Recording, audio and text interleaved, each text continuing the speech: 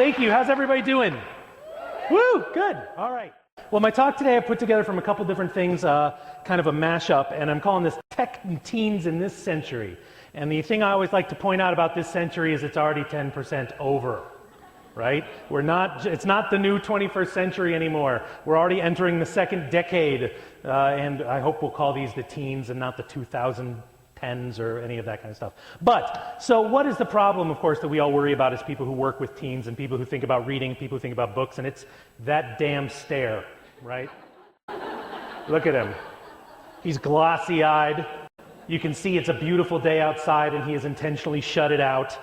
He's getting more photons from the thing in front of him than from the glory of the outdoors behind him.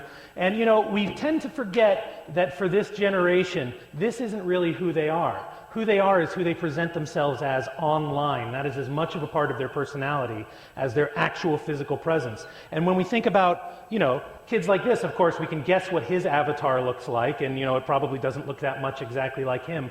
But we also tend to forget that for some kids, that's one of the best things about online, is that they can be someone entirely different from who they are and interact with their own cohort in a way that previous generations would have been completely unable to do. But the other thing about it is that, you know, we tend to worry about, you know, the walking while texting and driving while texting and, you know, texting while texting and competitive texting. You know, this is okay, so, you know, it's kind of like a spelling bee, only they all stand up there and do nothing and then one of them goes, done, right? So it's a very different kind of unsettling world, and, you know, but it's interesting because as library people, have been for many years in the text delivery business, and yet texting is this big, brave new thing, and we're worried about it, right? Even though what this is that teens are writing and reading at a level never before seen in humanity. This is unprecedented for so many teenagers to be writing and reading every day, and we'll look at some of those details in just a minute. But the interesting thing is how, you know, we fret about this stuff, and it's like, oh, they're glued to their devices, they're talking to their friends all day. That's not new, folks. You know, remember the image of what was the 80s image of the teenage girl, or, you know, even the 70s, or even in the 50s. You know, we have these various images. Okay, you think that this board game sells any right now? Dream Phone? Anyone remember this one? You know, so we have this vision of this being this brand new big thing, but this is, as Barry was saying before, you know, whatever teenagers are into is the downfall of society. It has been that way for a very, very long time. And, you know, whatever new communications technologies come along, whatever they are, we know they're going to be scary. This is proto-Twitter, where you could kind of post things on the wall, and you can see the guy in the bowler hat is clearly very interested. And whatever new communications technologies come in are always so upsetting, and you know, we worry a lot about screens and all that stuff, but you know what? The screen is not new to millennials, folks. Look at them, they're staring at the test pattern. They're waiting for Howdy Doody to come on. They did this for 3 hours every morning. This is not something new to us. If anything, the boomers are the first television generation. So this is not something that is new to millennials and Generation X and Y and Z and whoever else comes after. It's been like this for a long time, but we tend to worry about this mostly because the rate of information transfer that happens in current medium makes Howdy Doody look like, you know, a film strip. And we worry about that because we look at these modern ways of communicating, and in many cases we are overwhelmed by them. You know, you look at a screenshot of World of Warcraft, and, you know, we can't parse that. We can't make it. Even someone helpfully labeled it for our generation. We still can't make any sense of what's going on there. Never mind the fact that this is updated 60 times a second. But the reality is that this information rate of transfer is not all that different from what it looks like when you're a Bloomberg trader. You get a very high density of information. And it's not at all different from what it looks like when you're a scientist and you have to use a program like this that takes an enormous amount of visual information and parses it down. And the reality is that these tools, these ways of interacting with the screen, these rates of data of which these kids are capable of, is what science and careers and jobs and everything looks like. It's a safe bet that for someone who's in high school right now, no matter what career they choose for themselves, they're going to spend most of it looking at a screen. That's just the reality.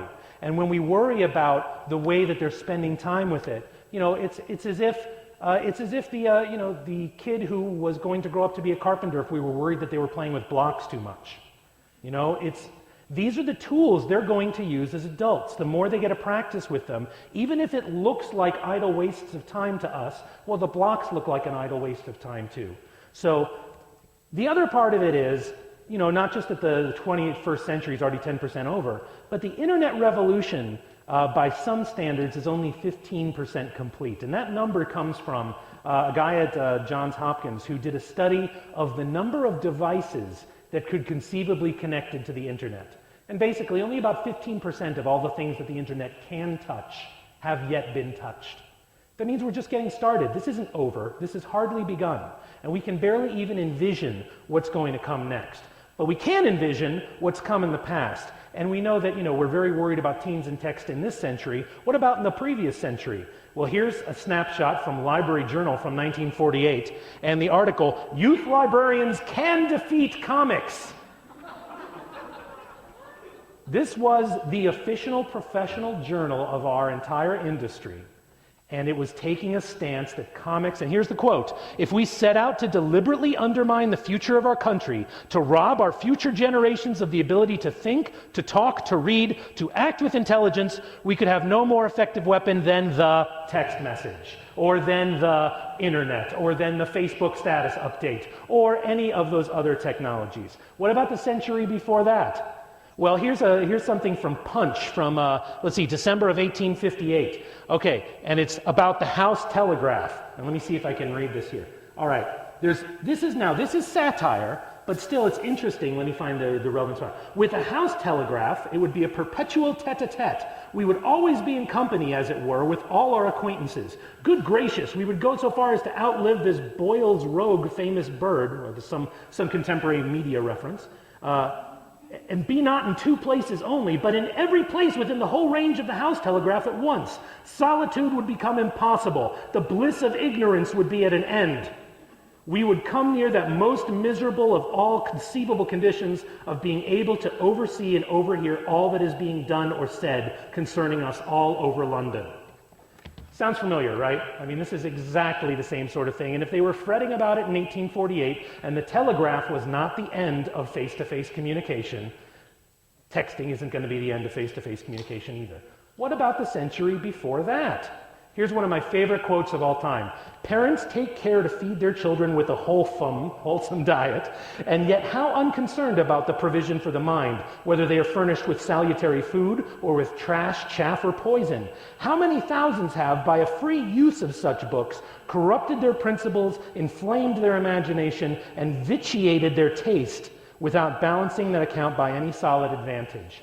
So this is the Reverend Dean S. Hitchcock, and you know what he's talking about? Romances, novels, and three-act plays.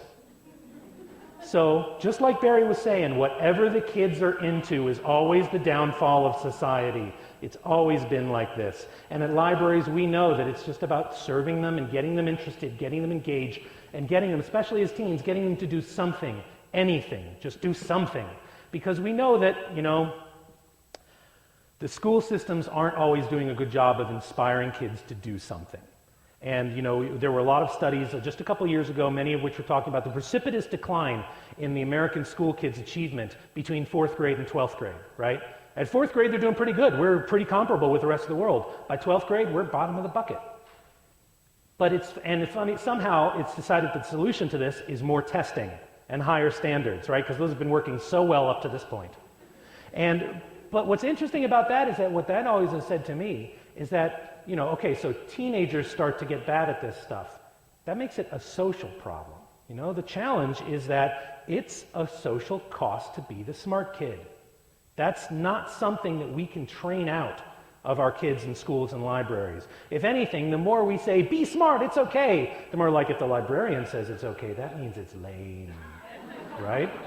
So we have to be very careful about those things, and we have to just be realistic about the fact that in a culture that not just doesn't prize intellectualism, but places a negative social value on intellectualism, that all of the efforts to attempt to educate are going to fall flat. And really what we need to do is just attempt to get them interested in stuff. Let them find their own interests and let them, you guys all know this. But we have a problem in libraries. And as Stuart said, I'm often of the opinion that libraries are screwed.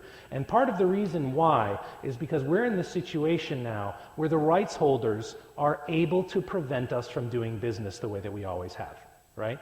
And we can try to adapt to it, but we're not at the table. We're not invited to these discussions. When publishers and intermediaries make decisions for us, you know, it's like when mom and dad decide where you're going for summer camp. You don't get an input in that kind of decision.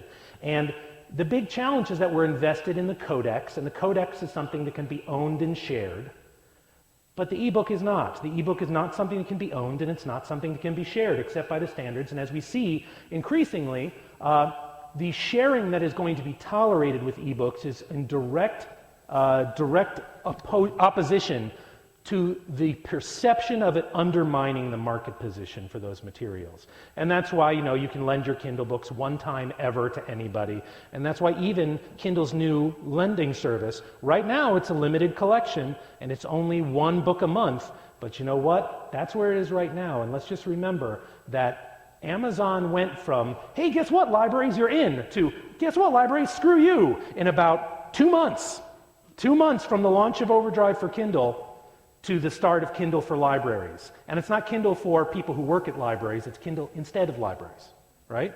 So we need to think very carefully about how we react to that, because in the age of licensing, we're in a very different position. And basically, you know, our choices are my way or the highway, and that's a pretty big problem. But as Barry said, it's not about the device. These things, e-readers, are the 8 tracks of the noughts. And you're going to see them all over the place in garage sales in the 20s, because they make no sense. Nobody wants a device that only reads books. Nobody wants a computer that only reads books. And that's what these are. And increasingly, you're seeing the app as a reader. I mean, I read, what was it, Anathem, you know, Neil Stephenson's big chunky thing, and I read it simultaneously on the iPad and on the iPhone and on the computer. And one of the most interesting things to me is I hadn't really gotten into reading something on multiple devices before. Not just how comfortable it was to read it on the iPhone, but how the part of my perception process that's usually dedicated to carefully remembering which place on the page each word was, you know, and like, oh, I remember that passage, it's on the right. That was written away.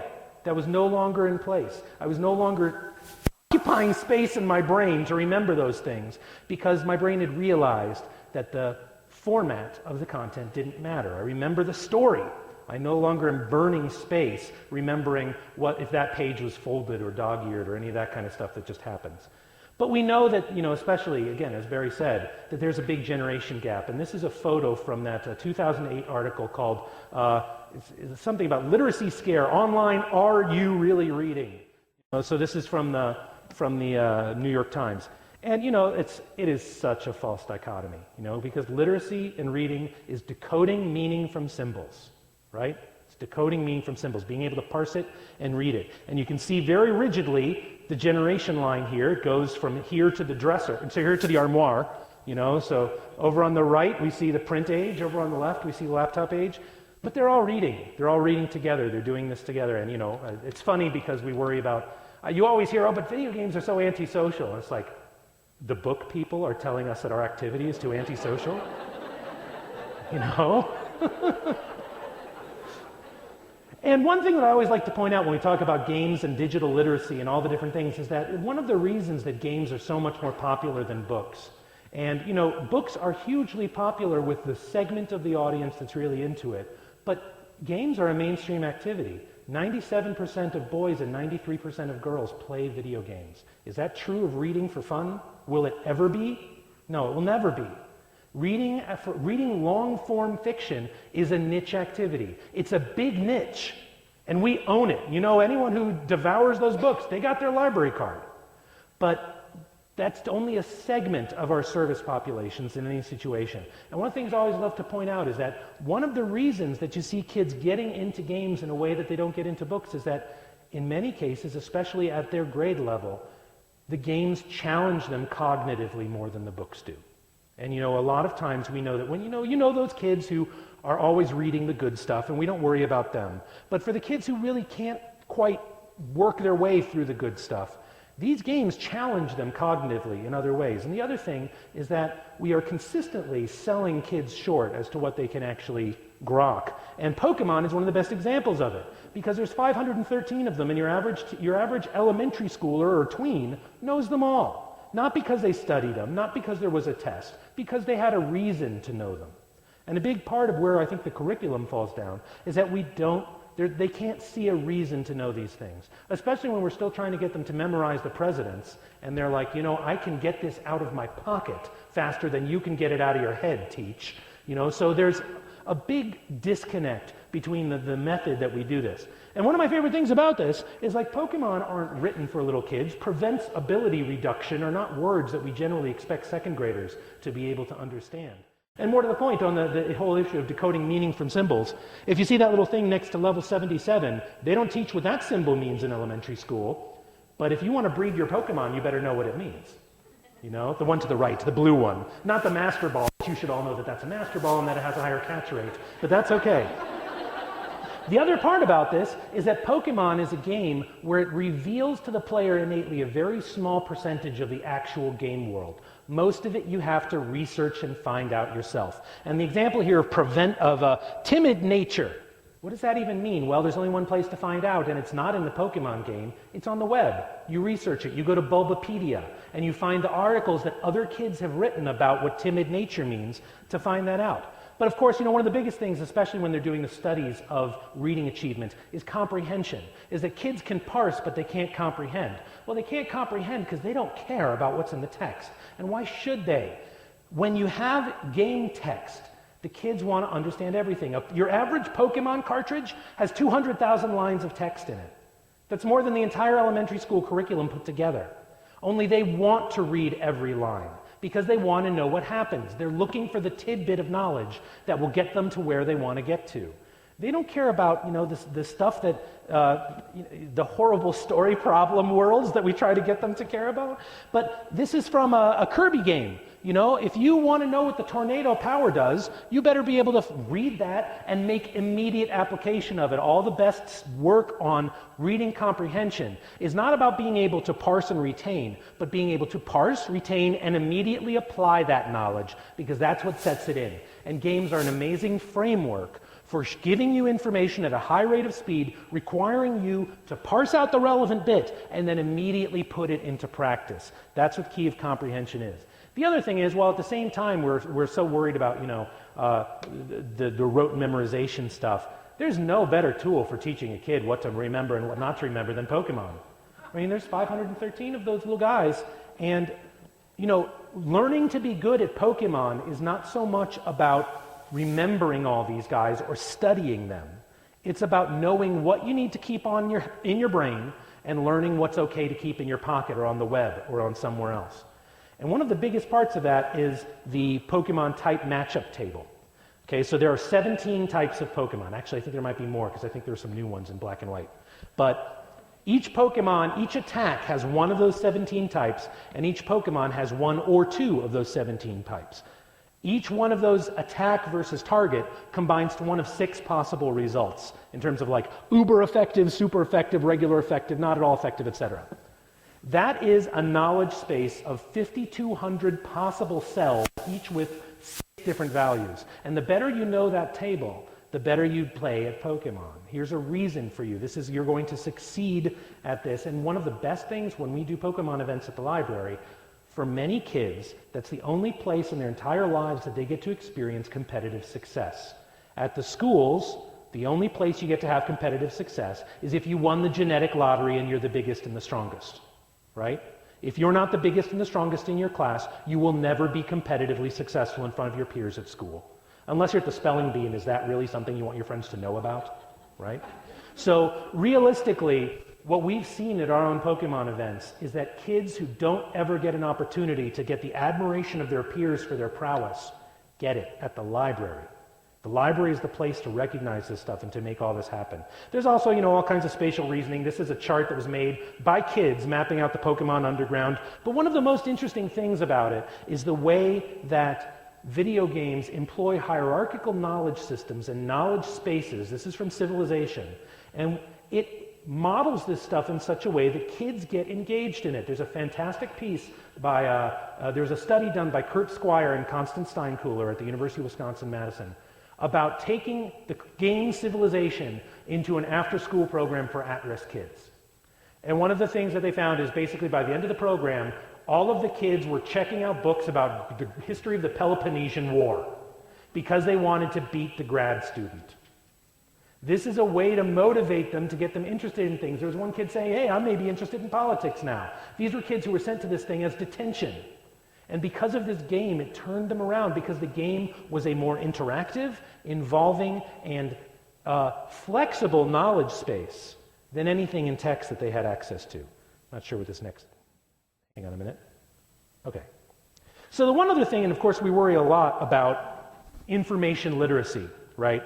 And every attempt that we make in libraries to teach information literacy falls flat on its face from the moment we say the words information literacy.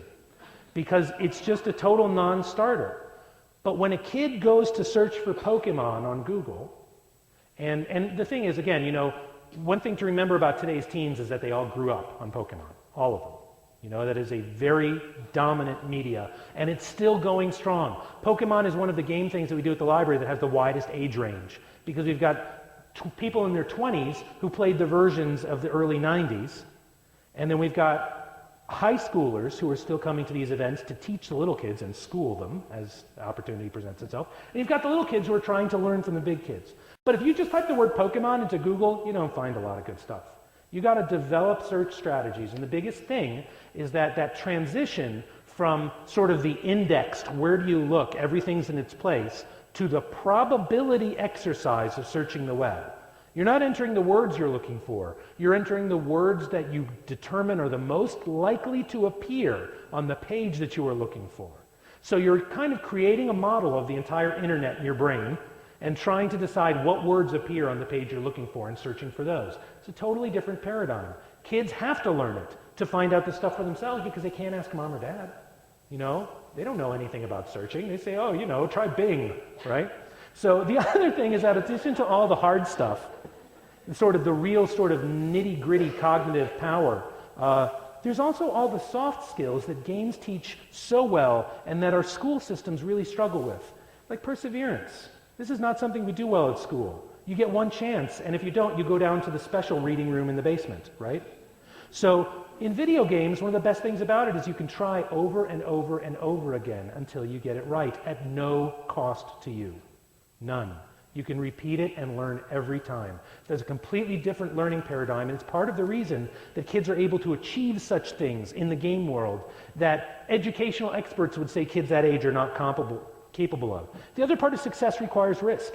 That's something, again, you're not encouraged to take risks in elementary school or middle school or high school, right? That's actually quite discouraged. But in video games, you learn that. The other part is losing the battle to win the war is not something that Americans get. And it's a big deal in video games being willing to sacrifice some temporary comfort or security for the long-term goal. That's Advance Wars. The other part of it, and this is just a quick one, interface literacy. For my generation, where we were in many ways, the first, those of us that were geeky were the earliest adopters of the internet as kids, we didn't call it the internet at that point. It still had a phone that you went onto a thing and, anyway. When you go home for Thanksgiving, what do you have to make sure to take with you? A disk with all the antivirus and defragging stuff on it to try to make sense out of your parents' messed up computer. Okay, this is a touchstone for Generation X. That when you go home for the holidays, you better be ready to uninstall 4 different firewalls that your dad installed because the box popped up and said, punch the monkey to install a firewall, and he thought that it was a good idea to punch the monkey. And what do we hear from our parents when they say, how do you know how to do this? You didn't learn, you didn't get a CS degree, you didn't learn any of this. We don't know how to do this. We can just make sense of the interface faster. We can just see what's there and know what to try and not be scared of clicking it. And in many cases, the technical leaders at libraries and schools have typically been the people whose best superpower is simply they're not afraid to click something and see what happens, right? It's a superpower. The other part of it is understanding 3D space and manipulating 3D space. I saw a great quote once from a guy I love his title. He's the Dick Cheney Chair of Technology in the Halliburton Oil Department at Texas Rice University. And he said that, in his graduate program, he's got two types of students. Undergrads who went directly on to the graduate oil engineering program. And then, guys who have been working out in the field for 10 or 15 years and are trying to move up. And he said in this article that the kids who are coming straight up have such a huge advantage over the guys, even though the older guys have so much experience and knowledge about what it's actually like in the field. The kids, and he used this game specifically, the kids who play Madden football have such a huge advantage in controlling the 3D data sets that come back from the seismograms. Because it's a 3D space and you have to be able to move around in it and look at the data and determine where the oil is and where it isn't. And that comes from games. And one of the things that I love the most about what kids learn from Pokemon is to take care of your data. How many of us had our first devastating data loss before the age of 15? Very few. Eric is raising his hand. Yes. The nerds among us, our floppies got corrupted, those kinds of things. But today's kids are experiencing their first devastating data loss at a younger age than any of the rest of us. And that makes for better digital hygiene. Because again, that's not something that they can talk to their parents about and get any sort of meaningful information. And then finally, hacking and ethics. I won't read this whole thing, but basically it's a kid posting on a Pokemon forum saying, all these kids about Pokemon they're upset that my Pokemon are hacked. What is the big deal? And he gets a very nuanced response from an older member of the community, someone who's probably 12 instead of 9, saying that people get upset because what they had to work for, you cheated your way around. But it's not bad, it's just different. And if it's fine to experience it in the game for yourself, but if you go into battle with your artificial Pokemon against organic free-range Pokemon, then people are going to get upset about it. And, again, this is not something that adults in their life can talk to them meaningfully about, so they're creating their own culture. And then the one other thing is just that the global information community, there's nothing, just the fan fiction world alone. So much reading, so much writing, so much feedback from everyone. In many ways, they're doing the same sort of things that, you used to have to move to Manhattan and find the right cafe to be able to get that sort of a peer group. But now they have these groups online that, of course, now they're all telling each other how great they are, but I don't think that's all that different from what was happening in the cafe in Manhattan either. But being a part of the global information community, meaning as ye take, so shall ye give, is a big part of it. Bulbapedia has such a problem when the new games come out that they have to actually lock the database because too many kids are trying to put too much information into the system at the same time when the new games come out because they want to be the first person to upload that bit of information. Then finally, my very favorite example, at Beth Israel Hospital, they did a study between surgeons who play 3 hours of video games a week and surgeons who don't.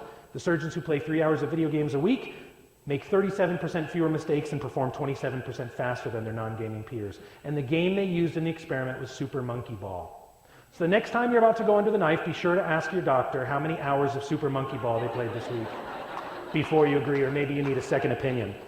Okay, but let's look at what happens, because of course we worry about what happens to kids in their studies when this technology is introduced. It turns out that just in 2009 there was a really interesting study, very carefully controlled and rigorous, about adding cell phones to the home. So they found two groups of roughly equivalent socioeconomic status. They picked out like 4 different target audiences of class and such. And then they sorted them by IQ so that they had that normalized against their control in their group.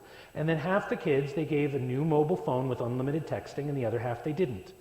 And they took tests before they gave them a mobile phone, and they took tests after they gave them a mobile phone. And what they found out was that the kids who had added a mobile phone to their lives, and these were 9 to 11-year-olds, experienced an explosion of language skill. and that it was not even remotely matched by the non-kids. Now you can see the improvement in reading ability, not a huge increase, but in terms of spelling, the fact that everything can be spelled any way on text is one of its greatest strengths because it engages your brain in figuring out what the word is and how best to abbreviate it. It's a totally different cognitive task. In terms of rhyme detection, because they were just parsing more text and writing more, they got so much better at this, and I love this because it's British. They tested spoonerism detection. You guys know what spoonerisms are? You know, like the Reverend Spooner said, introduced our dear Queen as our queer Dean once. It's the reversal of those two. So spoonerism detection is being able to see when you have a funny pair of words. And the other big part of this is improvement in non-word reading. Things like acronyms, scientific things, all that kind of stuff was huge because the kids' brains were stretching to make the best use of this new tool. And then finally, you can see that some of the kids actually had a negative response. They got worse over the same time that the other kids got better. And that's where you can see the effect of the school system, taking the innate skills and trampling on them till they die, right? Okay. So the reason that this is also important is because we are in the midst of the biggest explosion of text that there's ever been. Now, you may remember, well, not personally, but you may have heard that when the Gutenberg device came out, scholars around the world were reviled by the notion that anyone could print a book. How would we ever read all the books anymore if you do this? It will be the end of knowledge and scholarship as we know it. Sounds pretty familiar, right?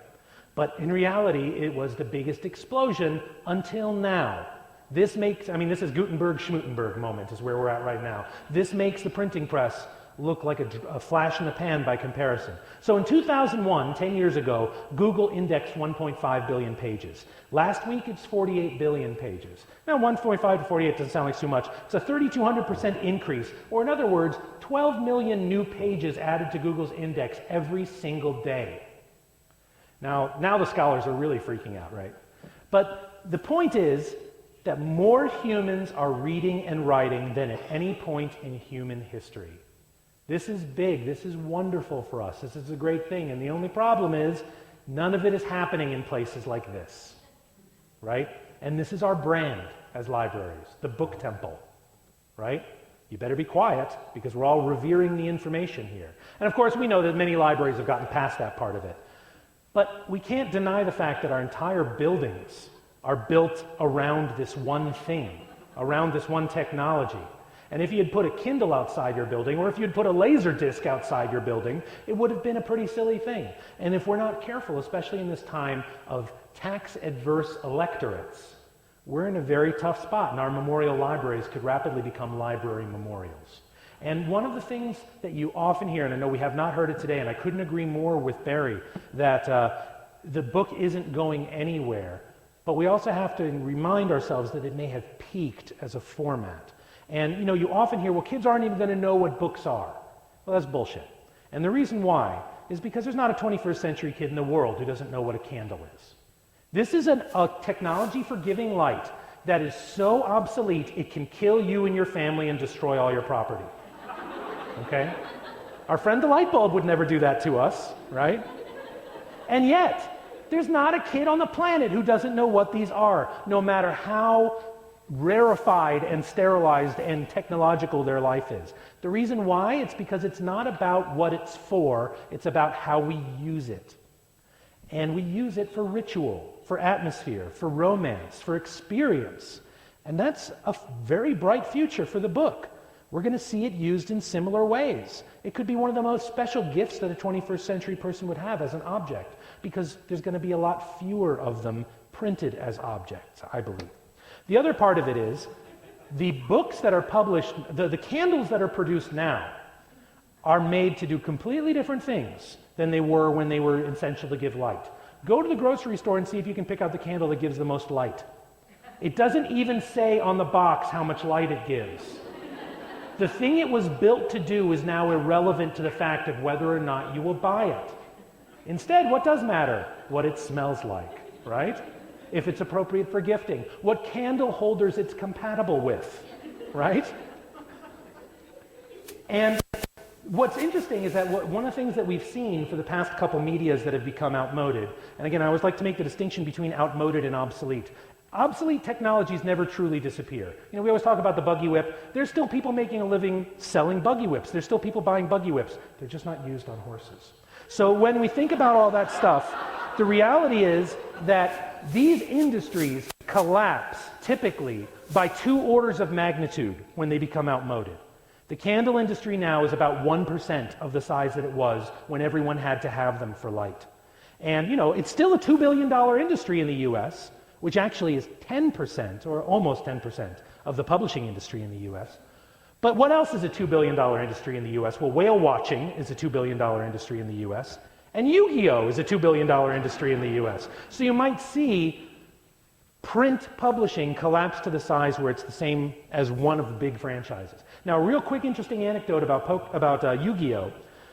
When Bandai wanted to bring Yu-Gi-Oh! To the US, because it had been such a huge smash for them in Japan, the first thing they did was met with US educational literacy experts to say, how can we best localize the Yu-Gi-Oh! Experience for American kids?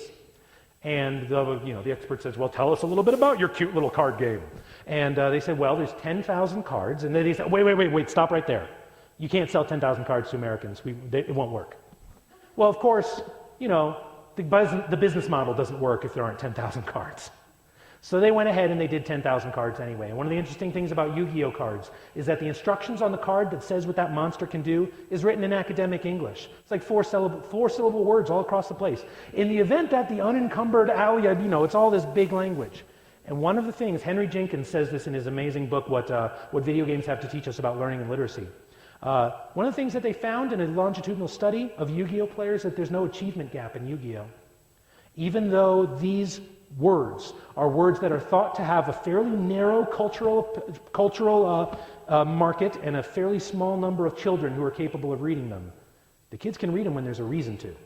And that's a really big thing. And the moral of that story is, don't listen to experts. So, I count myself among them. So the other part of it is, this is a chart of US expenditures per capita on music in 2011 dollars. Okay, so this is normalized for population growth, and this is normalized for inflation. You can see the big peak there back in 1979 when the vinyl industry was peaking and the 8-track industry was peaking. You know what happened in 1979 to burst that bubble? Disco. Disco happened. All of a sudden everyone was like, wait a minute, music sucks. And they stopped buying all of a sudden. But it was also the birth of home taping. The birth of easy home duplication decreased the market. And you can see it absolutely collapsed by 2 orders of magnitude, down to the point where, it's about 1% of its former self now. Now, the vinyl record industry is growing now, 150% a year, even more, but it's on bupkis, it's on a tiny little sliver. And most tellingly, there's nobody left in that industry that wears a suit to work anymore. Many of them probably don't even own cars, right? They're in Portland, they got their bike, they're going to the record store. Anyway. But then, after that mayhem, the content went digital, right? It was a huge boom. The content going digital unlocked new convenience, new flexibility, and a whole new market. And it started growing and growing and growing and surpassed its 1979 peak. And then what happened? Napster happened. All of a sudden, an entire generation was told, you don't have to pay for zeros and ones. And they said, you know what, you're right. We're not going to pay for zeros and ones. And the market immediately went into free fall. People stopped buying CDs. And if you look over there, the little red slice, that's the entire digital music in business. iTunes, everything. The per capita spending on digital music is smaller than 8 tracks at their peak. So digital is not breaking the fall. This is on its way to 1% of its former self, just like all the other markets. And where that gets into trouble for us is when you think about what our collections look like. Now, you guys probably know who this is, right? Anybody? It's Adlai Stevenson, most famous egghead of the 20th century.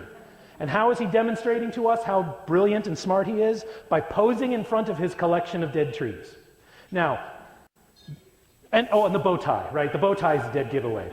But when you look at a picture like this, and you look at it through 21st century eyes, and we all know the kids who come in and try to do research using books. We know we have our avid readers who just tear through everything. But when kids come in and try to do research using books and you tell them about the index, and they're like, this is what you have for me? You know? It's alphabetical order, how quaint, you know? We have to realize that when they look at our collections, they see this. This guy from Norway who collects typewriters, what the hell is wrong with him? Presidential candidate? Weirdo from Norway. Presidential candidate? This is a problem. We've invested very heavily in this, and it is a big brand issue for us. And realistically, when they can get it in their pocket immediately, it does just look like a big shelf full of typewriters. Now, in this guy's defense, he's actually a really interesting guy, and he's got a whole website full of all kinds of crazy old stuff, and I don't mean to make fun of him, but it's just the parallel between those two pictures was just too beautiful. Anyway, so Barry talked about this a little bit before, but we are definitely in an ebook pricing bubble right now. The prices of ebooks are being, you might say, artificially inflated. Now, it's definitely the case that they're recouping their costs, but the fact is that when they look at the market prices, there are people who are able to produce them for less. And yes, it's not as good of a product, but some consumers don't care. And we know it's always all our job to make them care. But you can't make them care about things they don't necessarily care about. And when this bubble pops, it's going to put us in a really awkward situation. And there's indications of it popping already. All right, so we got this, right? $9.99 for a book that's what, 10 years old? Are you crazy? You know, $9.99 for this ebook? How much more money does he really need to make from swimsuits? So at some point, he's going to either get the leverage or the cojones or the opportunity to do this. Now $1.99, and he's probably going to sell more than 5 times as many at $1.99 than he does at $9.99. And then from there, it's a short jump to the 99-cent price point, and then from there, it's a short jump to free, brought to you by Speedo, and from there, it's a short jump to free, last chapter, now only $9.99. And from there, only one more jump gets you to free book thingy with bikini, just to pack in, because the fact is that, well, it does cost to produce an ebook. It costs almost nothing to distribute it. And as the DRM falls away from this industry, like it did from the music industry, the cost to distribute it is going to get even less, because you're not going to have to deal with the elaborate chains of trust between computers that are required to make computers work, to make DRM work. DRM is a technology that the 20th century uses to attempt to make the 21st century not happen. It's not going to be effective. And our investments in it as libraries will only evaporate the more we invest in DRM-powered technologies. Now here's sort of the big telling thing. One of the most dynamic content markets in the world is the App Store. And, you know, it's very much the case that the App Store is 99% crap, because 99% of everything is crap. That's the nature of the web. Now, we're looking here at the chart of the top 100 most profitable games on the iTunes Store. Actually, the top 100 most highest grossing games, the ones that generated the most revenue. Whether they were profitable enough depends on what they were doing with the money. But this is the top 100 grossing games. In January of 2011, 40% of the top 100 grossing games in the App Store were free. How do they make money? Horse armor. They make money by, you get the game for free, and then you buy add-ons. You buy time, or you buy land, or you buy horse armor, or you buy, my daughter the other day said, "Papa, can I buy this?" and held up my phone, and she had gotten to the confirm screen to buy $80 worth of virtual cupcake batter. And I said, "No, you're gonna make it the old-fashioned way by clicking the flour and the eggs and the vanilla. You're not gonna get to buy it. You gotta do it the old way." But just 6 months later, 6 months, that percentage of the top 100 games that were free to start had risen to 65%. What the game makers in the App Store are discovering, mostly because there's nobody pushing the price points up and they can allow them to seek their natural level, what they're discovering is that if you give something away, you get a bigger audience, you get more fans, and you have a bigger audience to monetize. They're not making money by selling access to their content. They're making money by building an audience and monetizing the audience. It's a very different business model, but it's not unheard of. You know, some of these games don't have paid add-ons. You just have ads alongside them. And we're like, oh my God, ads. Oh gosh, no ads. Have you ever paid to watch an episode of Mad Men? It's a pretty good show. You know, now there's a little bit of money from the franchise fee and all that stuff because it's on cable, but let's talk network television. You ever paid to watch a football game? Those are expensive productions. There's established business models that we're extremely comfortable with that are ad-sponsored and that are highly profitable. But it's been a third rail for us in publishing. And the problem is, if this goes free, if the authors experiment with, okay, I'm going to give away the most basic version of my book for free, and it doesn't have anything in it, or I'm going to post my book online and have Google ads on every page. If you can get we've always positioned libraries as being the free way to get stuff, right? Now, of course, it's an extremely dangerous thing to promote, that the library is a free service, because libraries are not free, you just already paid, right? But if they view the library as free, and you can get the same thing in the App Store for free, only at the library you have to wait 3 months, and at the App Store you have to wait 30 seconds. What kind of a decision is that?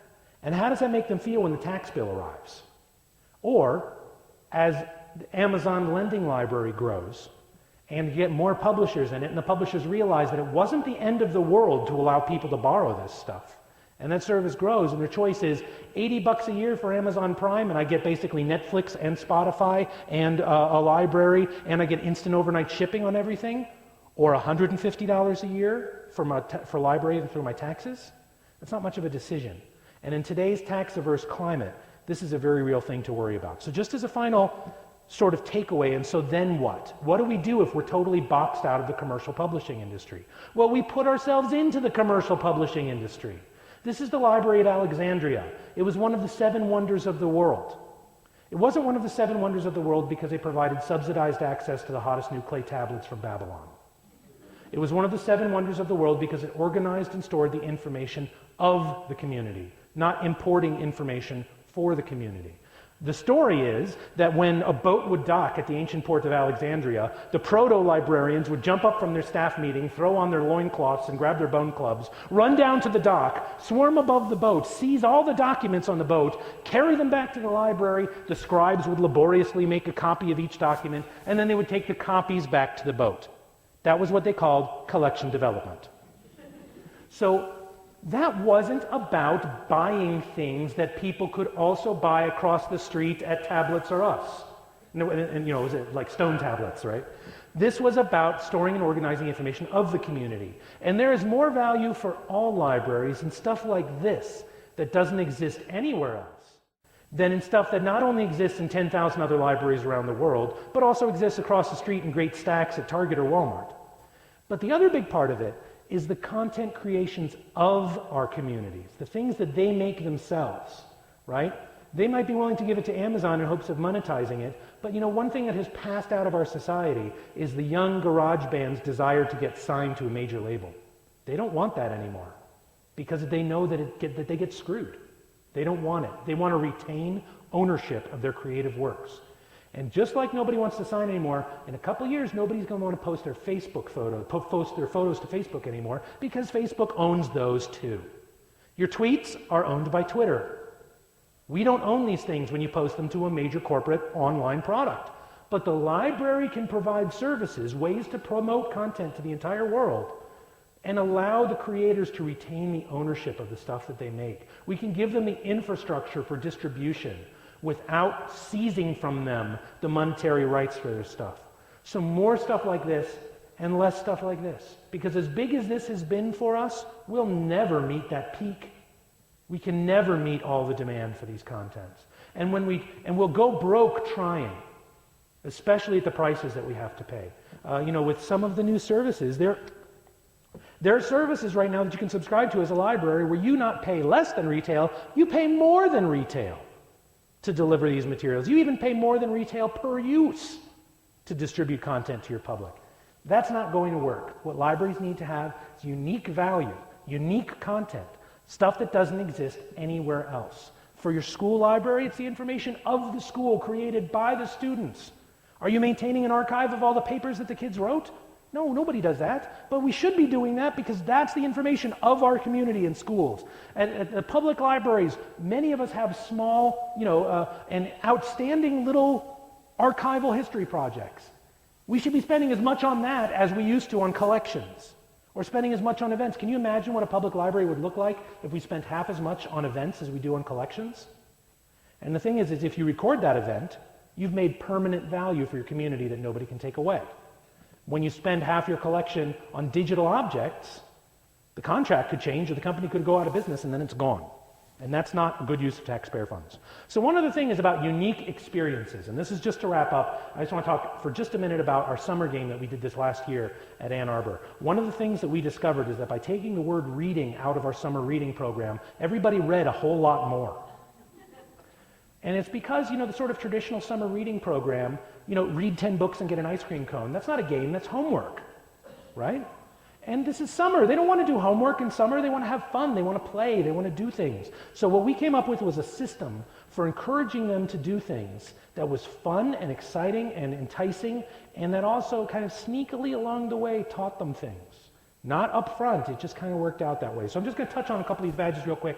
Actually, just today on American Libraries, AmericanLibraries.org, they have a new article about this that includes a little video of playing it that the people at ALA made.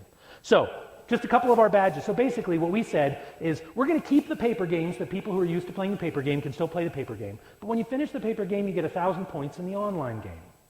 And then you can start playing the online game. And in the online game, you get points for everything you read, and it's not limited to 10. One of the things we heard from a lot of parents was, my kid read their 10 books and they got their ice cream cone, and then they were done reading for the summer. Thanks a lot, librarians.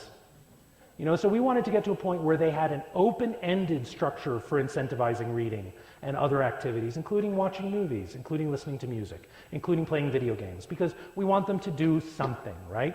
So here's just a couple of them. In the top left corner, you can see this is the Cover Image Avenger badge. You earned this badge by finding a wrong cover image in our online catalog and reporting it to us. 350 players found wrong cover images in the catalog. We didn't put them there, it just happens, But they reported them to us, and they had just been happily looking at them and saying, oh, that's not the right cover. What was most interesting about this was at first we were only getting ones like, okay, you have a picture of a bald guy on the biography of Doris Duke. Yeah, this is like, thank you, Open Library. But very quickly it became to, I have a different edition of this. It's a slightly different cover. My Junie B. Jones doesn't match the Junie B. Jones you have up on there, right? Because, how many different covers for the same Junie B. Jones are in the catalog? So that was one really interesting thing. We had a bunch of players do that. Caldecotters in our midst was all we said is to earn this badge, find the Ann Arbor resident who won the Caldecott this year. That was all we said. So they had to find it. And it wasn't, they had to either use news sources or use the web and figure out how to do it and find that it was a sick day for Amos McGee, and the husband and wife team live in Ann Arbor, and they were able to find that item in the catalog, enter the code, earn the badge, and get the points. Then there was the link to the catalog badge, which the 3 pieces of the Zelda Triforce were scattered among our Zelda collection. And the one piece, the Triforce of Wisdom, so there's 3 pieces of the Triforce. I know this because I have a Triforce tattoo. So, but yay! The 3 pieces of the Triforce are the Triforce of Wisdom, the Triforce of Power, and the Triforce of Courage. The Triforce of Power and Courage were hidden on Zelda graphic novels, but the Triforce of Wisdom was hidden in a book called Scott and Zelda Fitzgerald, The Wisdom of Laughter. And a lot of players had to broaden their search to find that. They had to do less is more. It's one of the hardest things to teach them, especially because they say, Mom, how do I search the catalog? And Mom doodly says, oh, last name first, omit initial articles. They tell all those rules from, the first online catalogs that you really shouldn't have to do anymore. And so they tend to put in the whole title, and if you get one thing wrong, you don't find it. The whole less is more thing isn't really known to them. But by taking things out of their search, they were able to find what they were looking for. Along the right side are our local history badges. These are all connected to various local history projects that we had done, where like the street sweeper is tied into the street exhibits program in Ann Arbor, where you have to find these glass panels on the street, and you can stand there and look through the old photograph and see what it used to look like.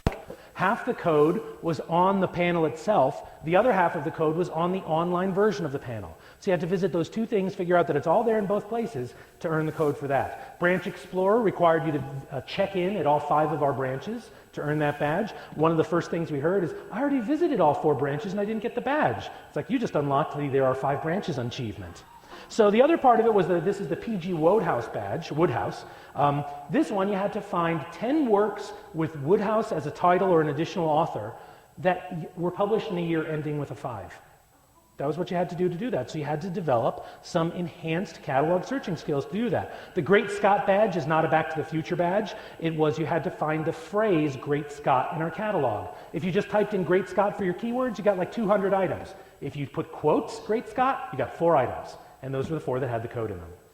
Founder Finder was the Ann Arbor founders. It was amazing to see how engaged young kids got with doing this sleuthing in our local history projects to find these badges. Ultra Kids Rock Rocker was for kids who attended all 3 of our outdoor concerts. The Giga Chocolate Victory Badge was for people who, because with your points, you could shop in an online store and order stuff like library mugs and t-shirts and hats, and then you would pick them up at the library just like a hold. Many people were not aware that you could request things from the library and pick them up at the branch of your convenience, right? Because only avid library users even know about that, right? So here is a way that they discovered. We modeled for them the way that you use the library and receive value for the library. The 6th Degree Baconator was a Kevin Bacon badge, so it started with Footloose, and you had to trace people who were in movies with each other back around to A Few Good Men. And then the Signal Receiver badge, we have a historic newspaper, an abolitionist paper from the 1840s called the Signal of Liberty, which we've digitized, and we're the only place in the world that has digitized it and put it up online. And so one of the badges said, someone lost a cow on May 18th of 1841. Figure out what town they lost it from. And that was the clue. So they had to dig around in our website and find this and find the cow and see the little picture and figure it all out. And one of the best things about this was when we got to the end of the summer, we were having overwhelming feedback. Does the summer game have to end? You know, have we ever heard that about summer reading programs? You know, usually we're ending them in the first week of August because we're sick of them, right? So this was an opportunity for us to then take this infrastructure and build on it games that don't end. So we launched 2 new games at the end of the summer. One's called Points-O-Matic Clickatron, which is a way of harvesting work from our patrons. We haven't even told them that they'll ever be able to use the points for anything. But they use them and they're doing work. What they're doing is moderating all those reviews and tags and comments we got in the summer game.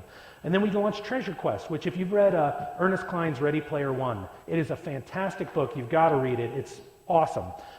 We modeled based on the Halliday Easter egg hunt, an 11-month-long treasure hunt where a new key is released at the first of every month to string this audience along all the way around till the next summer game begins. So this is a way for a library to provide a unique experience, something they can't get anywhere else, that's completely intertwined with the consumption of content and information literacy without ever saying any of those words. And that's the key to kind of getting, you know, it's not just a spoonful of sugar, it's saying it is sugar. You know, there's no medicine, it's just sugar. So here's the takeaways. The future can change quickly, right? Just 6 years ago, this was a YouTube. Now they have to come up with, this is now a 180-degree bend pipe because they can't call it a YouTube anymore because everyone snickers. So here's the key for libraries. Diversify your value now to hedge against rapid demand shifts. This is a time of disruptive technology in our business. You know, the Napster moment, if it didn't just happen yesterday with Amazon's announcement, it's coming soon. And as a final takeaway, you know, the cat is out of the bag on publishing. Whether or not their content is any good, everyone can publish to a global audience for free. Doesn't matter whether or not their stuff is good. It's out there for a global audience. And if we look at other technologies that have risen and fallen, think about the Lost Ice House, right? First they were in the business of harvesting ice, then they were in the business of refrigerating ice because only they could afford refrigeration. Now they're in the business of supplying gas stations, right? Because that entire industry has evaporated. The publishing industry is undeniably making gorgeous, beautiful, professional ice. There's no ice like it anywhere. And look how manly, right? Look at that big, manly, burly hand seizing the block of ice. But we've entered the age of the home refrigerator now, and the business of making and selling ice is never going to be the same. And we're going to see some really weird transitory products. Like, for example, the vending machine that dispenses a 25-pound block of ice for a nickel. How many years do you think that technology was a useful part in society? It was only between the time that the ice guy stopped coming and that you didn't have an ice box anymore, that then you had a refrigerator. And then you have the ever-famous refrigerator in a suitcase in case you want to take it with you. Although I actually think that that's probably like a proto-trade show. It's like the Refrigeration Association of America or something, circa 1938. You can see she's got like her little squeezy balls and mints down there for her prospects to take. But actually, that period is probably, thanks for coming to our booth, here's a cigarette, right? So, The 20th century library brought the world to its community. Nobody else was doing it. Now everybody else is doing it. The 21st century library brings its community to the world. Okay, so that's my talk. I've got my slides up there on that URL. Thank you very much for listening. I'm Ulotrikis on Twitter, and that means curly hair. And if you've got any questions, we've got just a few minutes.